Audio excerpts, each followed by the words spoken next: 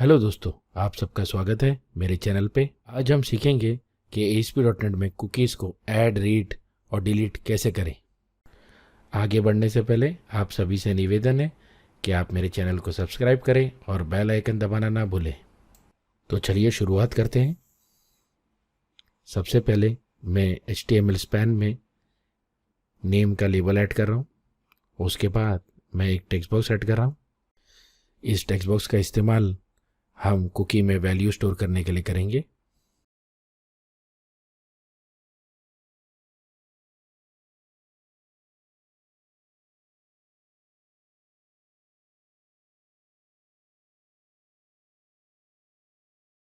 अब मैं एक बटन ऐड कर रहा हूँ, BTN राइट।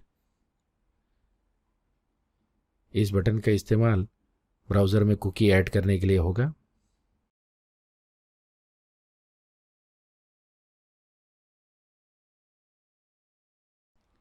अब मैं बटन को एक on click event handler assign कर रहा हूँ, राइट कुकी। तो चलिए कोड बिहाइंड में चलते हैं।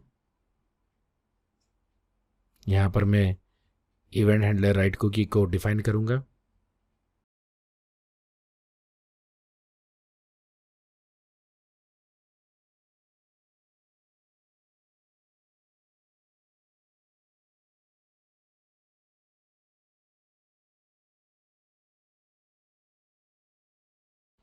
अब मैं HTTP कुकी क्लास का एक ऑब्जेक्ट बना रहा हूँ। इस क्लास का इस्तेमाल कुकी क्रिएट करने के लिए होगा। यहाँ पर मैं एक नई कुकी बना रहा हूँ जिसका नाम मैंने नेम रखा है।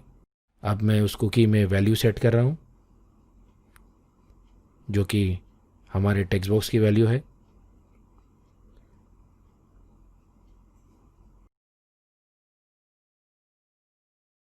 अब इसके बाद मैं कुकी की एक्सपायरी डेट सेट कर रहा हूँ। एक्सपायरी डेट जो चाहे आप सेट कर सकते हैं।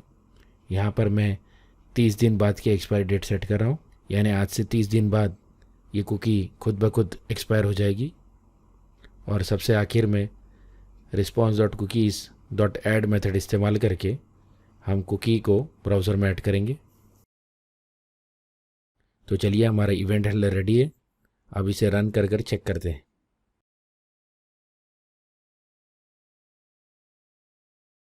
यहाँ पर सबसे पहले मैं टेक्स्ट बॉक्स में अपना नाम डाल रहा हूँ जो कि कुकी में स्टोर होगा। अब मैंने राइट कुकी बटन पर क्लिक किया है और कुकी ब्राउज़र में सेव हो चुकी है। अब इसे टेस्ट करने के लिए हम एक और बटन ऐड करेंगे जिसका इस्तेमाल कुकी को रीड करने के लिए होगा। अब यहाँ पर भी मैं एक इवेंट हैंडलर ऐड कर रहा हूँ, रीड कुकी, जिसका इस्तेमाल कुकी को रीड करने के लिए होगा। तो चलिए कोड बिहाइंड में चलते हैं। अब यहाँ पर हम read cookie event handler define करेंगे।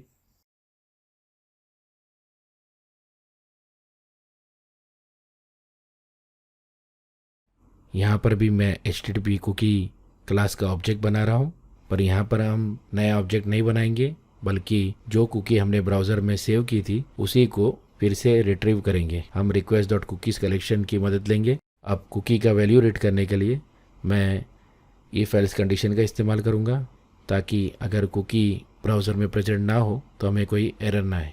इफ एल्स लिखने के लिए मैंने इनलाइन एक्सप्रेशन का इस्तेमाल किया है। साथ ही साथ मैं बताना चाहूँगा कि कुकी जो अपनी वैल्यू स्टोर करती है वो की वैल्यू पैर में स्टोर करती है।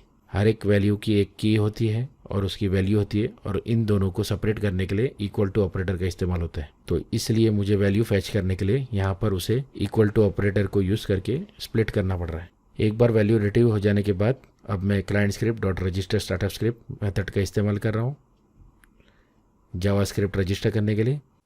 इस जावास्क्रिप्ट के ज़रिए हम एक जावास्क्रिप्ट अलर्ट मैसेज बॉक्स दिखाएंगे जिसके अंदर हम जो कुकी का वैल्यू हमने रिट्रीव किया है उसे हम डिस्प्ले करेंगे।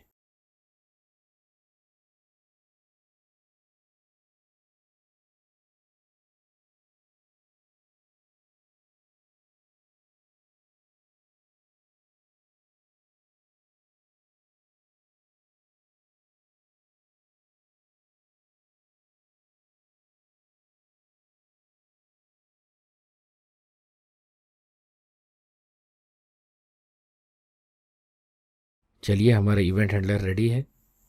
अब हम कोड को रन करते हैं।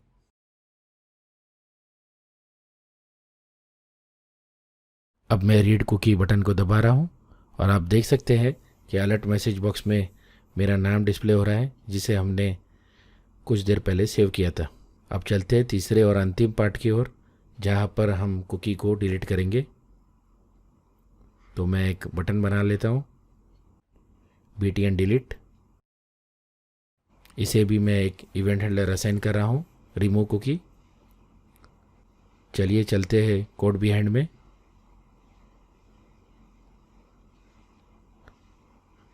अब मैं रिमूव कुकी का भी इवेंट हैंडलर डिफाइन कर रहा हूँ।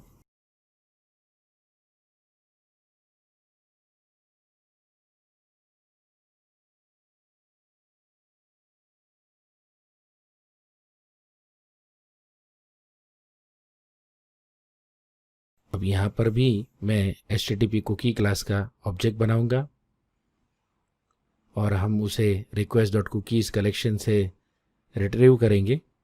रिट्रीव करने के बाद हम उसे डिलीट करेंगे। कुकी को डिलीट करने के लिए कोई स्पेशल मेथड वगैरह नहीं है। उसे डिलीट करने का एक ही सिंपल तरीका है, हमें उसी एक्सपायरी डेट सेट करनी है, जो कि कोई प्रीवियस या गुजर चुकी डेट होनी चाहिए। यहाँ पर मैं येस्टरडे की डेट सेट कर रहा हूँ। अब बस हमें कुकी को ब्राउज़र में अपडेट करना है, जिसके लिए हम फिर से उसे request.cookies कलेक्शन में ऐड करेंगे और ब्राउज़र उसे अपडेट करेगा। और अपडेट करने के बाद जब उसे पता चलेगा कि इसकी एक्सपायरी डेट गुजर चुकी है, तो वो उसे खुद ब खुद डिलीट कर देगा।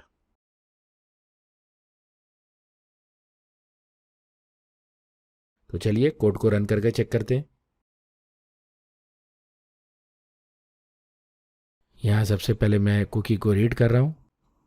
चलिए, कुकी मौजूद है। अब हम इसे रिमूव करते हैं। अब हम फिर से वेरीफाई करेंगे कि कुकी डिलीट हुई है नहीं, इसलिए मैंने रीड कुकी पर फिर क्लिक किया और देख सकते हैं कुकी डिलीट हो चुकी है। इसी तरह हम वीडियो के अंत में आते हैं। सैंपल कोड और डेमो की लिंक्स डिस्क्रिप्शन में मौजूद है। आपका बहुत बहुत शुक्रिया वीडियो देखने के लिए। जल्द ही मिलते हैं अगले वीडियो में।